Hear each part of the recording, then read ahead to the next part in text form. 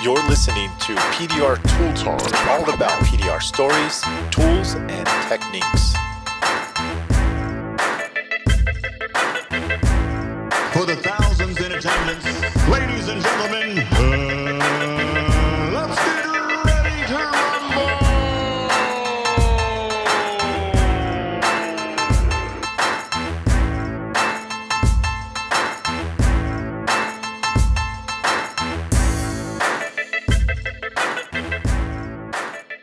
Hey everybody, welcome here to another episode of PDR Tool Time. And I'm here with a special guest tonight. I am actually here with my wife, Angela. Hey. So we are going to be talking a little bit about this evening. And she thinks this is so funny. She's never been on a podcast before. So No. she's trying to get in tune with it and all that. But we're going to be talking a little bit tonight about how we work together as a team. So many of you guys might not know this, but my wife has been working for the company for how long? I mean, it's been what? A very long time. Yeah, very, very long time. She basically answers all the phones. She takes care of all the emails. She does all of the bookkeeping. She does a ton of stuff that makes our business function from day to day, and a lot of stuff that I definitely don't want to do. So she's over here laughing because the funny thing is, like, we actually sat down to do this podcast, and she needed something to take the edge off. So we went and got some tequila. Some Don Julio. Right? Did it take the edge off? A little. I feel like my face is growing red. Like I feel like I'm like cheesing or blushing or something. Oh, don't worry. Nobody can see you except Thank for me. God. So Thank God. Oh, trust me, you look wonderful. So, No. Yeah, women, I'll tell you. So anyhow, honey, why don't you introduce yourself and tell them how long we've been together and all that stuff. We will be together 17 years on November 3rd. Right. 17 years. Yep. That's a long ass time, isn't it? Right. How many years have we been married out of that? Hold on, let me look at my wrist. Yeah. We will be married this year on November 24th. Wait a minute, it'll be... I think it's 13 years, Yeah, right? we'll be married 13 years. Oh, yeah. So took her a little while to nail me down, you know? That's true. You're a bucking bronco, I would say. Yeah, a lot of you guys don't know this, but I was like Frank the Tank when I first met my wife. I mean, we were really young, and You were 19 and I was 20. yeah, and I can't say that all the stories on the podcast I tell you guys about, me being a naked drunk runner, all them stories are true. Yep, absolutely. And one thing you're gonna get to know about my wife is that, number one, she doesn't BS. So if I say something on here that I remember and she remembers it incorrect, or that she remembers it totally different, she is going to blast me out. She doesn't bullshit. She's really straightforward, and she doesn't lie. She is just Keep it 100. keep it 100% real. So I'm the real deal. she might be telling y'all, some of y'all off. I'm just saying, she might go off on a rant, No, Yeah. So can you let everybody know, like, what's a daily, a day of working with me? What is that like? Because a lot of these, you got to think, a lot of these dent technicians might be wanting to get a wife involved in the business, but a lot of people don't know how to function like that. I mean, what's your suggestions there? I mean, what's a day like for you? But we're on not that around end? each other like 100% of the day. That's the thing. That's true. You're here at the shop, but I'm at home and I'm able to do a lot of the stuff there. So, Right. but I mean, another thing, maybe it just depends on the personalities. That's true, yeah, because me and her, if we are together for too long at the same time, No, we I do. wouldn't say that. No. I always say distance is nice, you know what I mean? Because then you can come home and you can appreciate what you missed throughout the day. That's true, but you're an easy person to be around there, too. I mean, it's not hateful. Right? It's not like... Oh, I wasn't talking about me.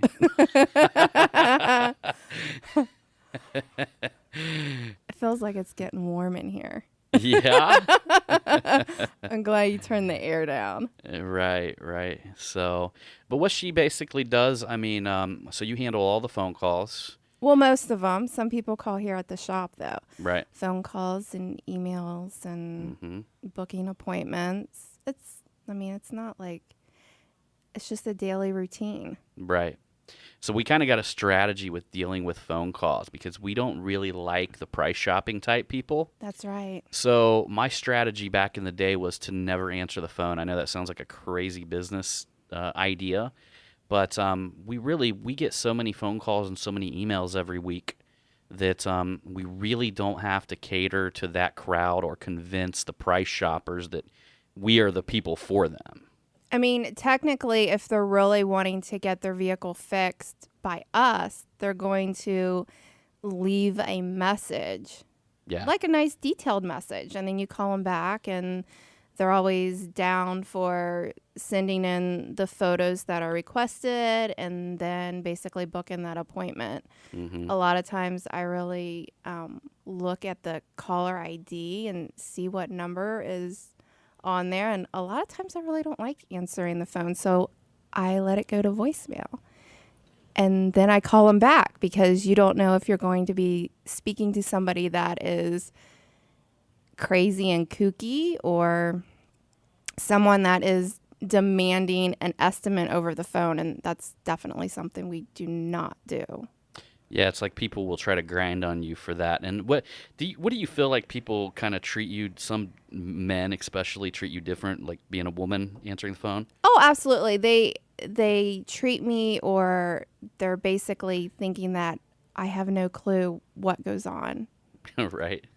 You're just you're the secretary girl. But I don't know. That can like work towards my benefit, though, too, in a way. You don't know too much. Exactly. Yeah. So. It's basically like, let's say somebody calls and you're calling, or they leave a message, and then you call them back and they go on and they're describing the dent to you and stuff like that. And you're like, hey, is there any way that you could please just send me some photos over, including the make and model and where that dent is located on the vehicle?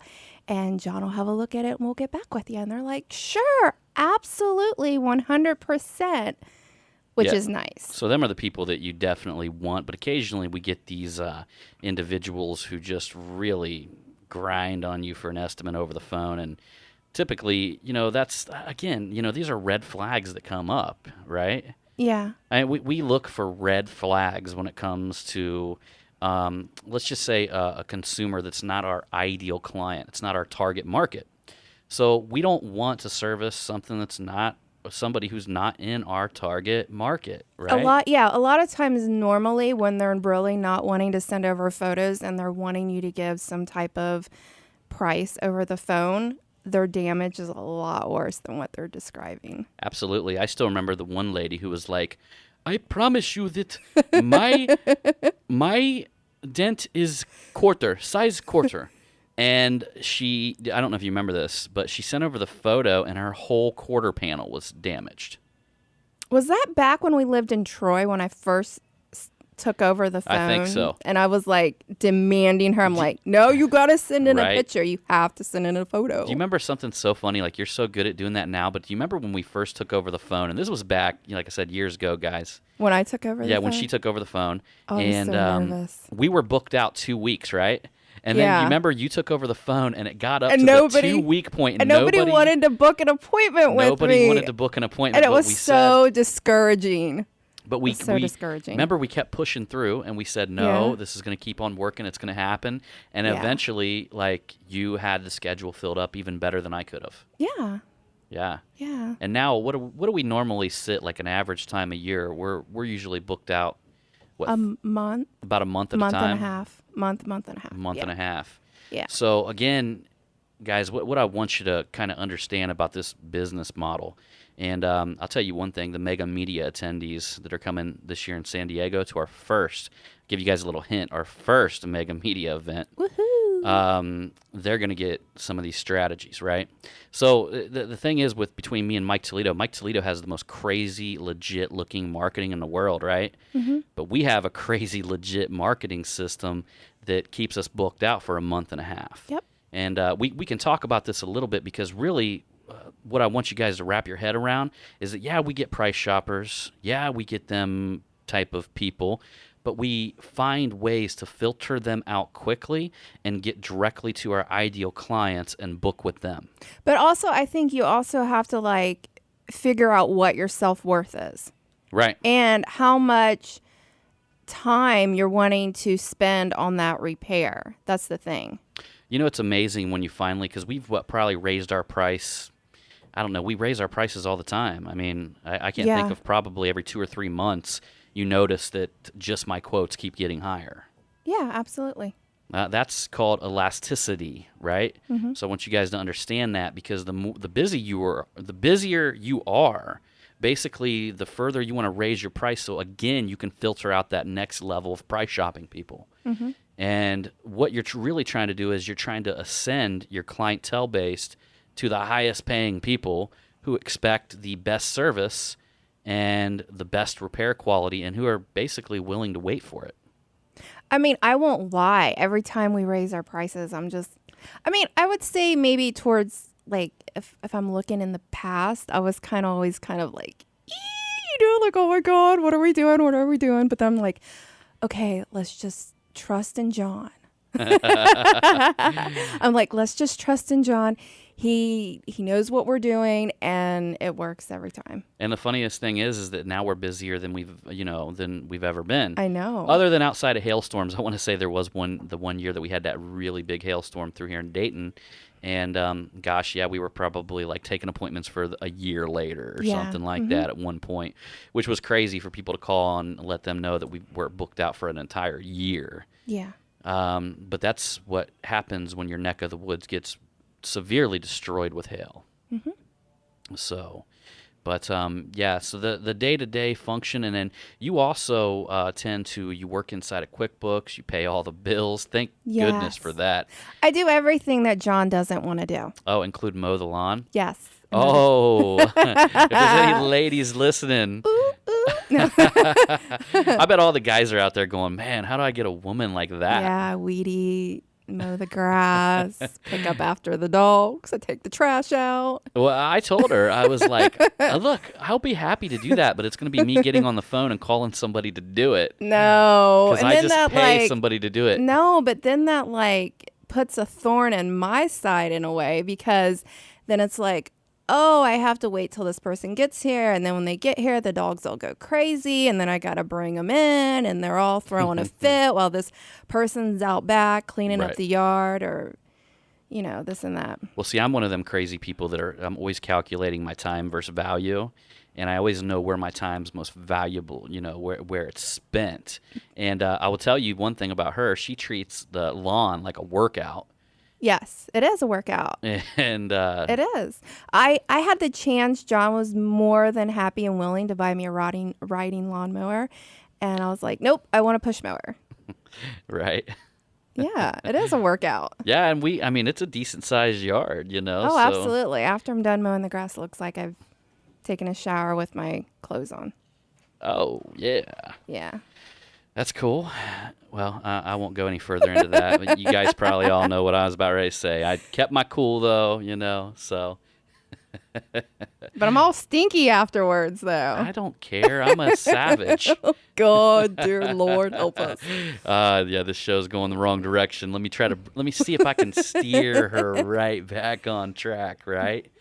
So no, it's you, not me. Right. And I do want to point something out here because there was an earlier show that and I don't want you guys to think that I'm telling you guys that I'm bragging or something like that. And I like to mention that because the reason why sometimes I'll talk numbers with you guys is, number one, I know y'all want to hear them. And number two, I want you guys to get wrapped around your mind what's really possible, okay? But did you know, I think I told you about this when I had Vince, Mike, and Daniel on here, and we were talking about our biggest hail months.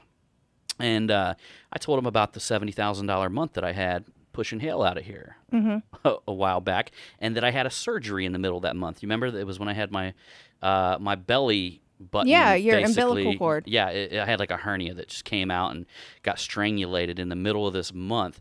You know them guys, none of them believe me. Oh, I know they don't, but I know exactly what had happened during that whole time, and it was crazy and hectic, but we got through it. It was a good storm. It was a lot of late hours and stuff like that.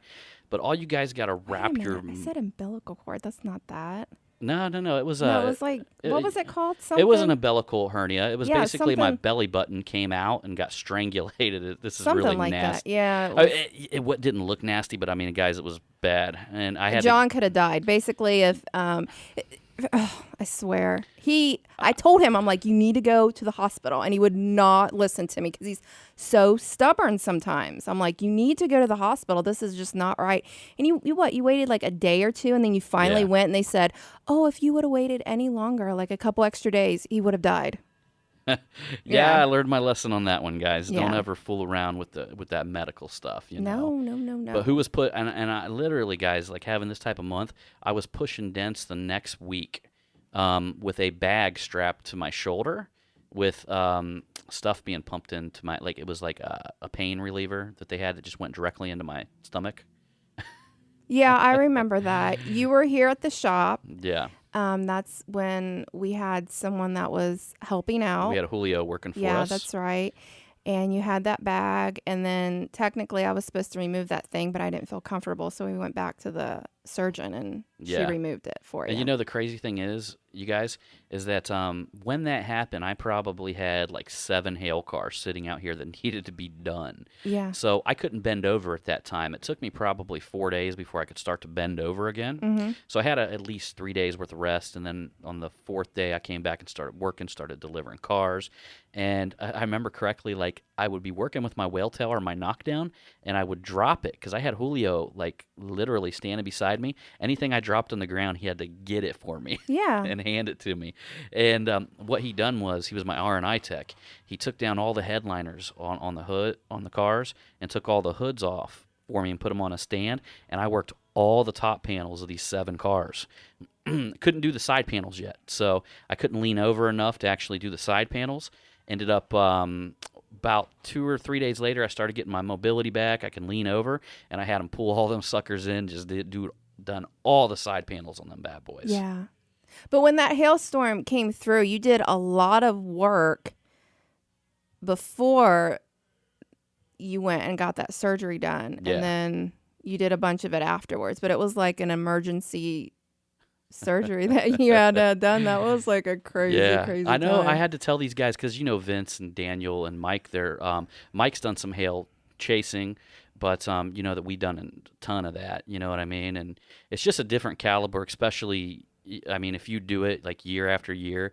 We lived in Indianapolis for a while, and then big storms in Columbus, and then it just happened all of a sudden. Like we just started getting hail all the time around here, which led into years and years and years of hail right here in Ohio. And it's been a little bit drier than them years, but I gotta say, there's bigger parts of the business that's been built during that time. Yeah, but you should never rely on just that. That to is true. Make, that's something. Yeah. I would say definitely as being like a business owner, you definitely do not want to rely on something. You definitely want to have something else that you're poking around on that's going to be bringing in money. That's what she said. Uh-oh.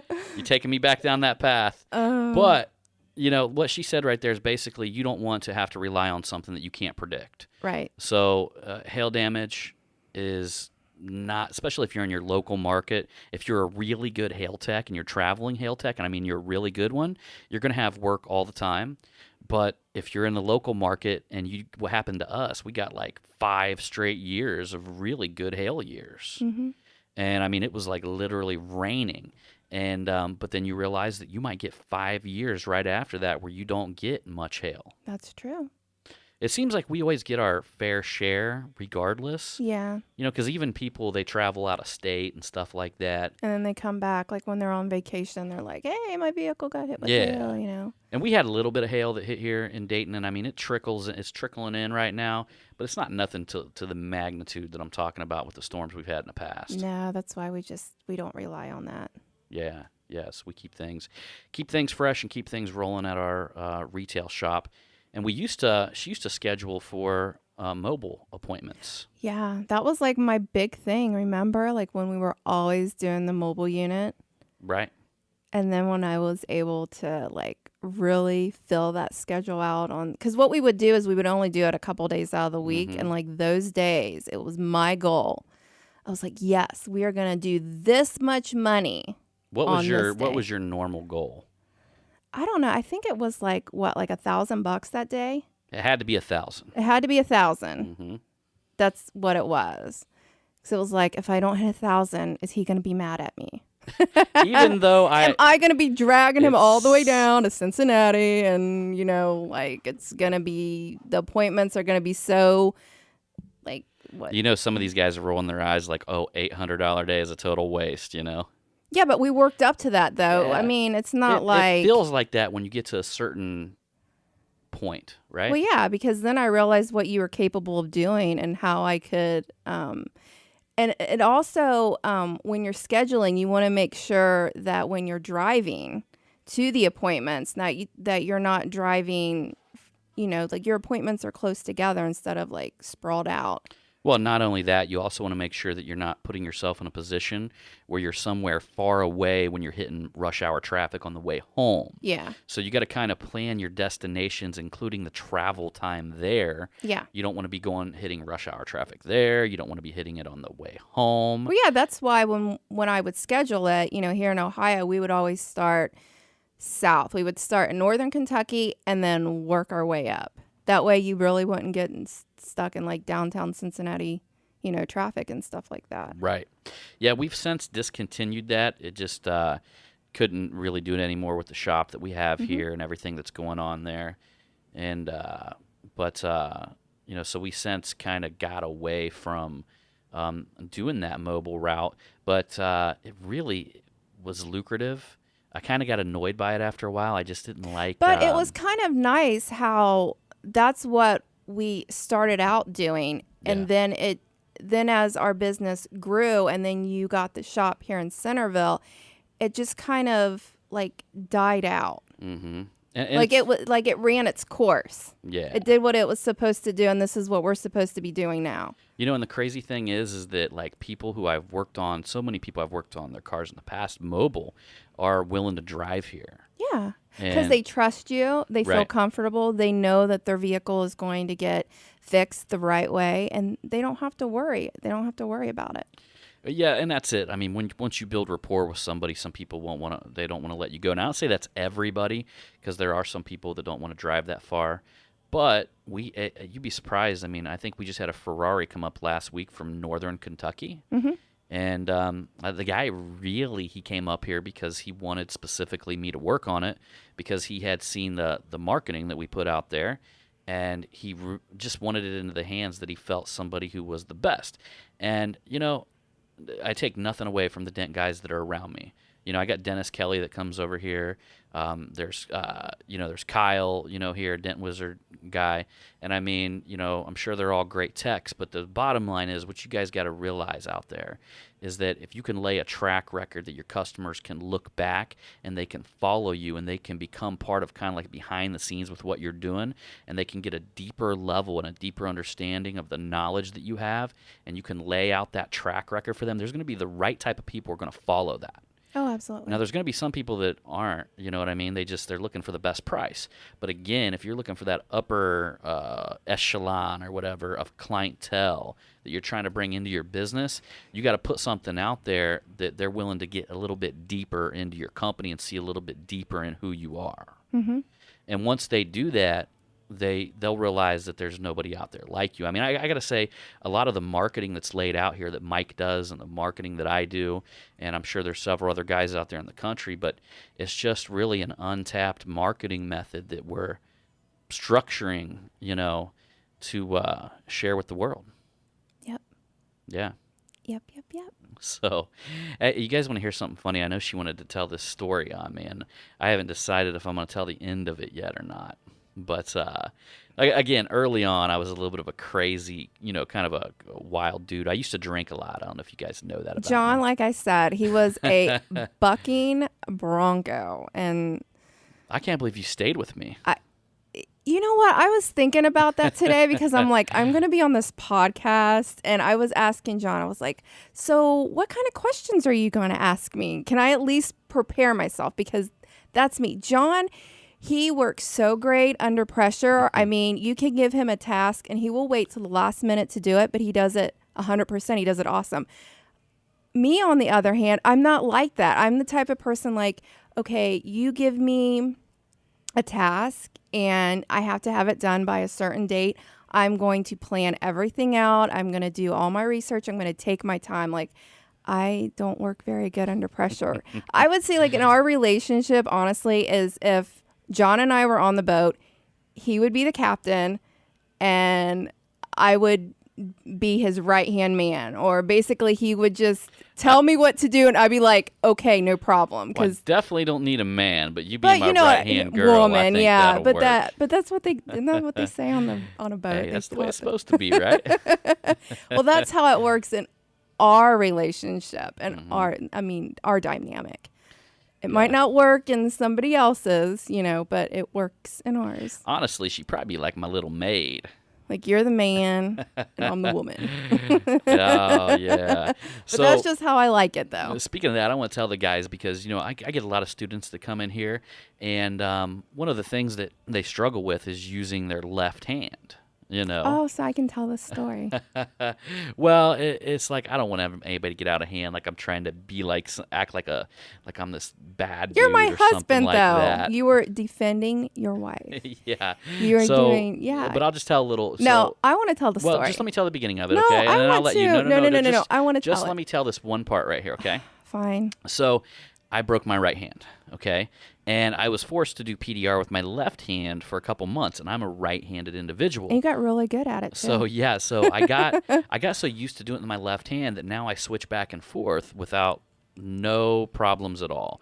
So I don't even think consciously when I'm using my left hand or my right hand, or if I'm upside down trying to work it, because I had to work like a dent wizard technician, and I had to learn that technique because. Guys, just try this one day. Put your right hand in your pocket if you're right-handed, or you're whatever, left-handed, put your left hand, and try doing it with that hand on every angle, like everything that you do. And you'll realize that half the time you have to be standing upside down on one side. The other half the time you got to be looking at it from another angle with your arm way up. And but it was about, I'd say probably, 2 months I was in that cast? Maybe a month and a half. You didn't have no cast on your hand? Are you sure about that? You had no cast. You didn't even go to the doctor or anything like that. Oh, wow. I remember things a little different than you did. This probably happened like 10 years ago. But my hand was just giant and swollen, right? Okay, so I'll let everybody know, this is what happened. So one night we were out at John's brother's house, and it was a birthday party, surprise birthday party. So we went out there, and my brother gives me a call, and he comes out and he brings these friends out with him that John and I never met.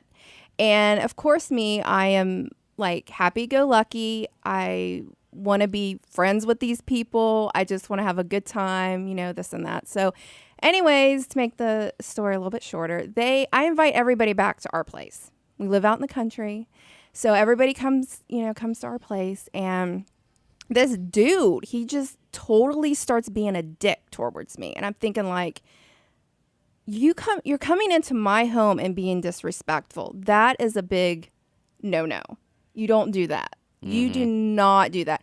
Then he starts dissing my dog. My dog, my schnauzer. I love this little guy. I mean, loved him to pieces. And he just starts saying just rude things. I'm thinking why is this motherfucker doing this? This was really pissing me off. And I'm looking at John, and he's looking back at me, and I'm thinking, if John doesn't do anything, then I'm going to have to beat this dude up by myself. So here I am getting ready to rip him in the ass. And John steps in, and he's just telling him, like, I can't believe that you're being so disrespectful to my wife and you're coming into my home and this and that. And that dude said something lippy, and John just freaking cocked him, like, right upside in the head. Wasn't it, like, in the top of his head and into his cheek? Yeah, I broke my hand, I think, on the first. Yeah. Oh, but then he, like, don't you remember? He fell to the ground, and then it's like, you're getting on top of him, and you're, like, getting ready to, like, cold cock him another one. And then you got Moses, our schnauzer that we had at the time. Wasn't he, like, attacking and he was, the guy? like, getting ready to attack him, too. He's like, I'm going to back up my dad. I'm going to be right there with him. Oh, and back in my drinking days, guys. Back in my drinking days. So after that happened, the guy gets up and he's like stumbling around. Well, he had a concussion, is what it was. That's if you guys ever see somebody who has a concussion, which we found out later that's what happened. He was and his head was all swollen. He was you kind of like walking around. You're in a daze and you don't know where you're at.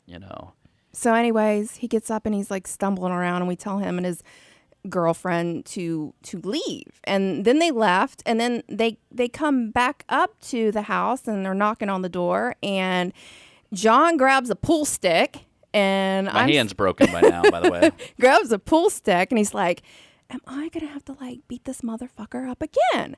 And basically this chick, I don't exactly remember all the words that were exchanged, but I had to throw my 2 cents in, and basically I thought I was going to have to like grab her by her curly brown hair. Oh, and I'll just tell And you it didn't guys, happen. I'll just tell you guys this, she will do that too. So just at her birthday party this last year, we had some girls. We were at the House the Moon Saloon down in Cincinnati. And she almost attacked one of them. They were being I do not like people that are disrespectful. I mean, it's just not cool. Like, you just don't do that shit. They were definitely very, very bad. I was getting ready to take on 3 girls and a mother.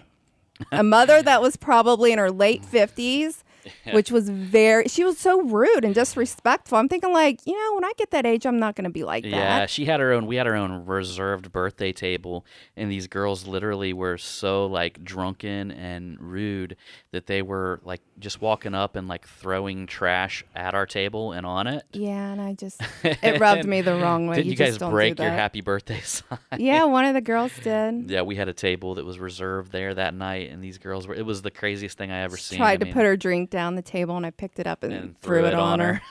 Yeah. And then the funny thing was like later on that I don't know if night. anybody's going to want to hang out with us now. They're probably going to think they that will. They'll be like, that chick got my back. Yeah.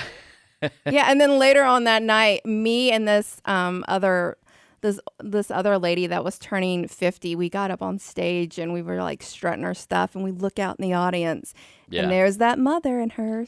I don't know how many daughters or friends or whatever it was. The mother and 3 girls. They were just like giving us these dirty looks, like, "Oh my God, I can't believe they're up there." And it's because like, my girl ha, ha, ha. will dance on a bar, won't you? Yes.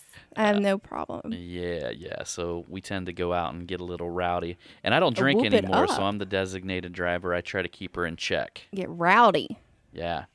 But just for all you men out there, so if you ever got to clobber a dude, for your wife, just remember that the headboard's probably going to be slamming the wall later on. Dear Lord, I knew you were going to say that. Oh, my God. Oh, gosh. Oh, dear Lord. Yeah, is that what I'm you told me blushing not right to now. say? Yeah, I'm blushing right now. You know It's what? hot in here. I don't think Crystal, she's our female audience, and I don't think the men will mind a little. Crystal's a sweetheart. I love her. Yeah. But isn't it so awkward? She's probably listening to this and probably thinking of the time that they were just down here. And we took him out and we had a good time. But then we came out, and you remember there was like a group of dudes looking into your car? That was right. And we almost had to get into a fight with a group of dudes. I know, and I had no problem throwing down with these guys. I was just like...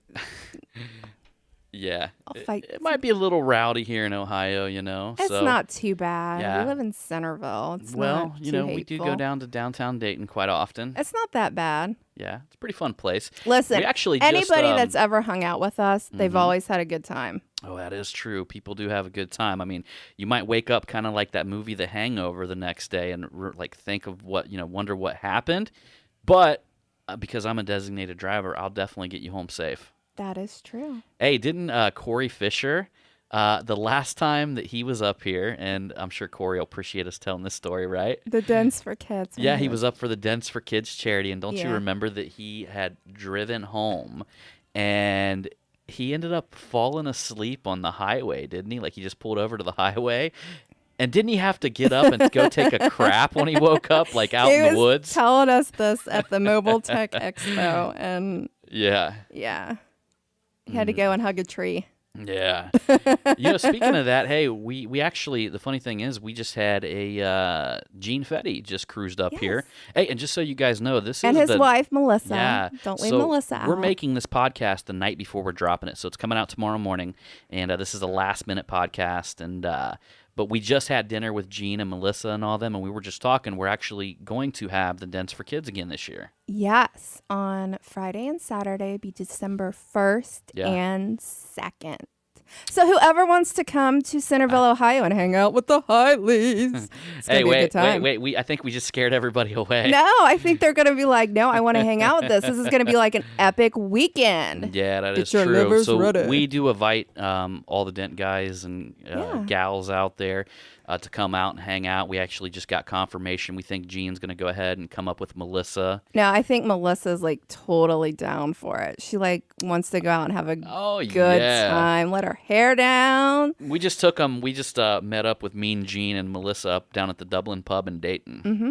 Down in the Oregon District. So, yeah, we can tell Melissa wants to get rowdy. That's for sure. Oh, absolutely. We were thinking like what, Friday night, maybe eating at the Dublin Pub and going bar hopping, or maybe do Top Golf. And I might borrow my buddy's limousine and drive people around in it. Yes. And then Saturday, we would finish off that weekend with dinner at Chappie's, which is a really good sports bar. They got a wonderful chicken and waffles. I always call it crappies because, Corey Fisher now. yeah. Actually, that did remind me of Corey. But then we'd Wait, finish. he had to go take a crap at the Soft Rock, where the only door in there is a curtain, isn't it? It's a bathroom I don't know that's in the curtain. men's bathroom. It's not like that in the women's bathroom. Well, yes, the men's bathroom is just a curtain.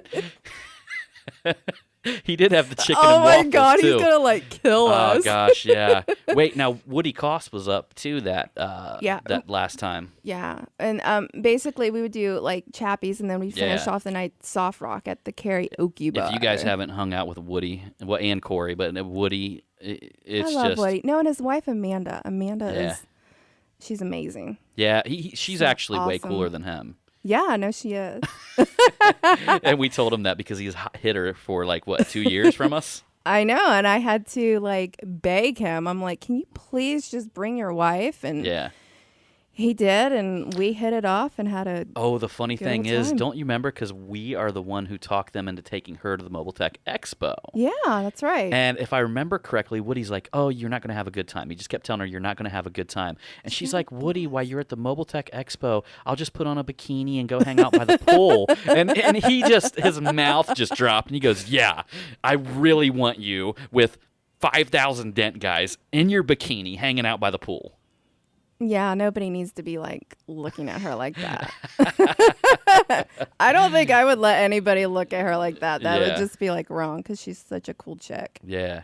She is. So I guess that's our big invite out there to all the PDR Tool Time podcast listeners. Yes, and if you were here the one time when we had it, we're going to do it totally different. We're doing everything by appointments only. That way Yeah. it does not turn into, God, it was like crazy. Guys, I can't even tell you how many cars showed up for that People event. couldn't really enjoy. I mean, the Dent guys couldn't enjoy themselves. Yeah, and it was like I dealt with a lot of people that were complaining about the 4 and 5 hour waits. And I want to say when we got in for that Dents for Kids charity, when I got in that morning, there was a 50-car waiting list, and our whole parking lot was filled. The neighbors were pissed because they couldn't get any. I got U-Haul rental company. Nobody could rent U-Hauls. And the line filled up my whole parking lot and went all the way down the road. So we had to start off by moving people and structuring them into another parking lot. And by the time we moved people, there's probably 70 cars. Imagine 70 cars with dents showing up. Now, thankfully, there was 14 of us dent techs there that were pushing dents. We had to open up 2 outside bays. And then I've got 4 bays or 5 bays here in the shop. And I got to tell you, the crew that I had that came in, all you guys, I want to start saying names, but then again, I'm afraid I'll miss somebody and I'll feel bad about it when I replay this. But the crew, you guys know who you are out there. Y'all did an amazing job holding down fort that year because I literally, if I didn't have them guys that showed up, I would have been screwed. Yeah. And so we're restructuring it. We're going to make the donations bigger. Hopefully that'll weed out some of the undesirable type. And I'm going to donate more this year, so I'm going to donate some to free a lot more than I normally do to free my own time up. And the amazing thing is, all the dent guys that come up, they bring toys with them. Oh, absolutely. So not only do That's we get what's it, awesome like about get it. the toys from the customers' ends, we get a lot from the dent guys. Yeah. And then thank goodness, I mean, there's a lot of people that send stuff in. There's dent guys that visit throughout the year and they drop it off. Tony Antonelli. I still got a skateboard sitting out here that he dropped off that's going in Yeah. our next one, you know? He definitely needs to come. Yeah, we're gonna have to force Tony to come. I think he will. I think he'll come up here. Tony and is hang a out with fun us. dude to hang He out is with a fun too. guy to hang out with. A Yeah. very good and genuine Yeah, guy. because last year we went to Ryan Hampton's event up in St. Louis just because I couldn't. I was so traumatized from that year of how many people just kept showing up and how big the crowd was, and like my whole day just felt like it was a blur that I couldn't do it the next year. I said I'm going to go somewhere else and do it. I'm going to help out. Yeah. I'm going to like basically I became somebody who was like I want to put down my head and just push dents. And it actually worked out pretty good by going up there. And then, of course, we had a crazy night that night. And I was, again, the designated driver. Yeah, you're driving around Tony's excursion. Yeah, he's got to – I want you guys to imagine He didn't this. have any back seats, and Yeah. everybody was just kind of like So, flopping around. I want back you guys there. to imagine this. We're driving this giant excursion of Tony's, right? No back seats in there. So every time I turn a corner, you just hear people rolling. Clip, clip, clip, clip. Yeah. Woody and Amanda, they were just like flopping Right. around in the back. And the weirdest thing is like Woody walked up to me earlier that night. He goes, "Dude, my pockets are gonna hit the floor by the end of the night." And I'm like, Didn't "Okay." he say something about he's not going to have any pants on or something like that? Yeah, and so I'm like, Like, no okay. pants. So next thing you know, we're walking around. We're in downtown St. Louis or down in that whatever it looks like the Kind of reminds you of the bar Oregon district. Yeah, here in like our local Dayton. Oregon district. It's like a bar district. And we're walking through downtown, and I see one of Woody's pockets are ripped off of his jeans. And I was like, what the heck's going on, dude? He's like, I don't know. Next thing you know, we're walking somewhere else. The second pocket's hanging off of his jeans. So, I ripped some of them, and so, yeah, did you. So then we grabbed a hold of him and ripped him until pretty much his whole pants was He just had his long strands. johns on, and that was it. I think everybody was looking like, "What the hell?" Yeah, and he was just walking around. Remember, Gerald Miller was times. with us, and Yeah. he was, we were going into these gangster-looking clubs, Yeah. and he just kind of sat there with a mean look on his face. I think he was like, "What the hell did I get myself into?" Yeah, and then, of course, Hampton had to go home earlier because he needed his warm milk before he goes to bed. And He just Ryan couldn't- Hampton. He couldn't hang. Yeah, what is that? Ovaltine. He No, needed I his thought that's Ovaltine. I thought that's what they take in the morning. It's Pretty like sure he their takes warm milk and vitamins. some Ovaltine. Yeah, but Dana said that he likes to take naps. Oh, that so- is true. Yeah, yeah. Wait, Dana told us that he went and took a nap at his birthday party, didn't he? Yeah, everybody Like was like wanting to They had know a where he birthday was party, at. and then he disappeared for like a half-hour nap. And he was napping. Oh, that's Getting a awesome. Much snooze love for you, on. Hampton. Much love for you, dude. So. Everybody's All right. like, "Dear Lord." Yeah. So you got any other stories to tell about me? I wanted to tell that one, but I don't know if I'm allowed to or not. Don't be telling like naked stories about No, me. it's not naked story. But this isn't even that bad. Okay, I'm just gonna tell the story because it is funny. I've told some people that All right. one all right, go night. ahead. So it was like when John and I were in our 20s and we were living in this little 2-bedroom apartment, and John was like wasted, totally wasted. You know what? Back in the day, he was the one. $350 apartment a month. I remember He that. was like, back in the day, he was the one that was always like wasted, and I was the one that was like the one that was more sober than John. But one night, I don't know what the hell got into him, but he just decided that he was gonna put on a pair of my jeans one night, and put them on and try to go out the bedroom window, and I'm pulling back in. I'm like, what the fuck are you doing? Am I allowed to say that word? I was like, what? You've already said it like Yeah. 5 times, and I'm not editing it. So And I was just like, what are you doing? I'm like, get your ass in here. So he gets in here, and all of a sudden he got this crazy look in his eyes. And he's got this, his hair was like still Man. somewhat long, and it's all like crazy, you know, and he gets this crazy look in his eyes. And next thing you know, he just takes off running out the front door and runs in the parking lot. And he's like hopping around like a gorilla, like beating his chest and everything. I'm like, John, get your ass in the, I was like, get your ass back in the house. I was like, because I was so embarrassed. I was like, people do not need to be seeing this. just all of our neighbors. Yeah. Yeah. We had some crazy times there. But yeah, that was me, guys. That's why I don't drink anymore, because like occasionally something would just shoot through me, and I would do something wild. I would be like Frank the Tank on Old School, and next thing you know, I'd be jogging down the road naked, thinking I was like, I know there head would in the always be crowd. that chance. I always had to worry. I'm like, dear Lord, I hope the cops do not show up and arrest him, because this is not, we do not need this right now. Not at all. I was always like, and it never happened. He was always able to get away with this stuff. And I think that's why he kept doing it. You know, I think That's I learned. why. I think I learned this from my brother-in-law, because I was talking Greg. about Alan, my brother-in-law Alan, okay. right? So Alan one night, he did the same thing. He would get naked. He'd go take off running when he got 3 sheets to the wind, right?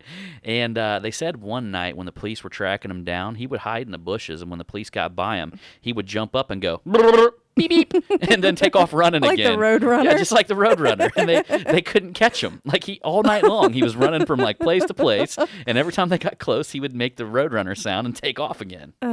Dear Lord. All right, guys. So yeah, that's I think that's about to be a wrap.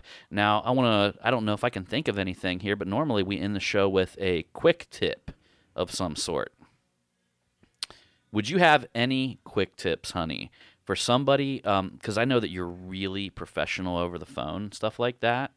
Would you have any quick tips for somebody, like to sharpen their phone skills, maybe? Oh, really easy. I mean, a lot of times what works the best is if you write it down on paper and you say it a whole bunch of times. Yeah. And then after a while, you become like, you have it memorized in your head. So in a sense, you try to like script a few things. Oh, yeah. And some natural responses, and then you write them down on Yeah, paper. I mean, I will say one thing. Before I started taking over the phones and stuff like this was a long time ago, but I worked at Evenflow as a call center rep. And basically we had a certain thing that we had to follow, certain questions, certain like pinpoints that you had to say. And, you know, it was all about being courteous, polite, Yeah. respectful, and basically always, I don't know, I'm going to like, basically the customer is always right. You're there trying to help them, So soothe them. What I want you guys to imagine, Evenflow is baby products. Yeah. So you got 2 type of people. You got a mother who is stressed out, Oh, absolutely. whose breast pump won't work. Yeah. Or you got some seedy dude who's using a breast pump for No. who knows More what. than breast pumps. I He's mean, like, car "Hey, seats, This breast pump's not moving up and down. Yeah, like I mean, it you got to should." think about it. These women are, yeah, they are. They're totally stressed out, and they're calling you, and Yeah. you're basically trying to be their Didn't hero you have to and deal calm with some them. questionable guys, though, that were calling in about some weird baby items? No, but one time we had this one guy that worked there, and like he was the only guy that worked in our call center. Oh, I It was remember just that. a bunch of women. The guy's name was Rob, and I never quite understood why. I mean, he was there for a while. He was a senior rep, and I think he worked there like 4 or 5 years, and he would answer phone calls and about breast pumps and go through techniques and everything. And I'm thinking like, I don't know. I thought it was just kind of Ma'am, weird. I'm going to need you to eject the nipple No, it's and flick it. Like, flick it a couple times. How does that feel? Does that feel okay? No. It wasn't nothing like that. But I just never really understood that. I mean, he worked there for a while. I mean, Yeah. I don't know. I didn't get it though. But Right. I got I think patience, definitely. You don't want to, of course, there's times where you want to rip somebody's head off and you want to really tell them how you truly feel, but you got to think, this is my company and I Yeah. do not want to. And it only takes like one asshole to get you all up in arms, and then they write a bad review. You know, Yes, and you don't want that. That's what you really got to worry about more than anything. Because Yep. I tend to be a little bit short with people just because I am so busy, and I want them to know that, because I can't have people like, literally, guys, I get people that come in here and they're like, they got a ripped off bumper. We don't do paint work anymore. And I look at them and I say, well, there's a body shop right over here across the street. But then they look at me and they say, I was backing out of the garage, and we'll go on that whole story on how it happened, even after I told them that we don't do it. And that like wears on me worse than anything. But I keep it together, and I look at them and I say, oh, excuse me, be like, I got a lot of work that I got to get done today. I really appreciate you bringing it by, but go ahead and tell the body shop over there that I sent you. They'll take good care of you. And but I really appreciate you. And, I'll tap them on the shoulder and I'll go. But me, on the other hand, I'm just like, I'll listen to your story. And a lot of times it's usually older people, and all they really want is just someone to talk to. Well, I'm going to start giving them your number. Call this number. She will listen to you and talk to you. I will listen to you. I'll stay on the phone 10 minutes, so that way I'm making somebody happy, even though we can't fix their vehicle. Or we can fix their vehicle. Yep. And what I want you guys, I'm going to go ahead and give you my quick tip. What I want you guys to start thinking of when it comes to your marketing and things like that, I don't want you to think about it as much as marketing anymore, but I want you to think about it more about documenting your journey and letting your clients have a back seat in your ride. Give them a window to be able to look a little bit further into your journey, a little bit into your processes. This way they can get to know you. You build rapport and build trust, and that's a little bit that I can give you. I mean, it goes way, way deeper, and we're going to be doing that at the Mega Media event, but that's a little something I want you guys. That's the new marketing. It's letting people in, a little look into your life, a little look into your business. And sometimes you don't want to just show them you don't want to just show people the smiley part of it. That's right. You want to show people the real deal, the whole thing. Mm-hmm. And that builds rapport, allows people to connect to you. It also creates polarity. Mm-hmm. You I hate to say this, guys, and you guys know I can do this occasionally. You kind of got to piss off a certain group to bring another group closer to you. Yeah. And I don't necessarily do that on purpose, but somehow it just happens. And so I understand that polarity. And but that's it. That's right. Yeah. Let me sum it up like Mr. Miyagi. You walk on the right side of the road, you're good. You walk on the left side of the road, you good. You walk in the middle, you get squished like bug. That's right. Words of wisdom. Words of wisdom from Mr. Miyagi. All right, my little Daniel-san, we're going to get off here. That's right. I've had fun. You've had fun. Good. Yeah, I want to come back again. I only took some shots of tequila. Yep. All right, y'all. Well, we appreciate you. And as usual, we'll look forward to seeing you on the next one. Whoop, whoop. Join the revolution.